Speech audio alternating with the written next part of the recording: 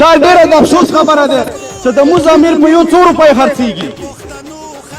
زموږ قوم حالات وکسا، زموږ د علاقې حالات وکسا، نه روډ شته، نه بجلی شته، نه هسپتال شته، هغه ضرورتي شی نشته چې کوم نن سبا په وخت کې هر چا ته رسېدلی دی او د موږ قبایلو نه پاتې دي.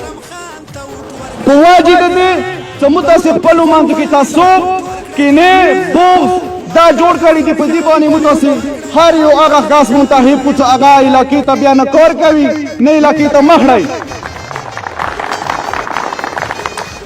زما وروڼو، زما د خبرې مقصد دا دی سره روان الیکشن دی په 19 تاریخ باندې. زه دا نه یم چې ته ما ته ووټ راکړه،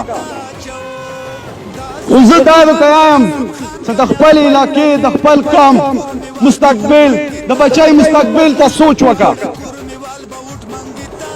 د ما خاندان الحمدلله په قوم کې بلکې په هر ځای کې تاسې نه ورک نه دي، پټ نه دي. هغوی خپلې حصې په مطابق هر ځای کې خپله مرسته کړې ده.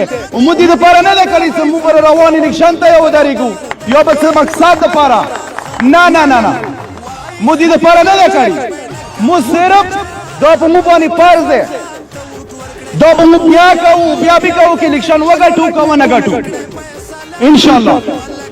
زه دا ته سوال کوم چې خپل ووټ صحیح طریقې سره استعمال کوئ، خپل ضمیر په 2 روپۍ خرڅ نه کوئ. انشاءالله که خدای تاسې موږ ته موقع راکړه، که ازرام بھائی ته تاسې موقع ورکړه، موږ ته تاسې موقع راکړه، نو انشاءالله تاسو ته زه دا ذمهوري درکوم په قسم باندې درته یم چې موږ به خفه کېږو ورنه نه، خفه کېږو ورنه نه انشاءالله.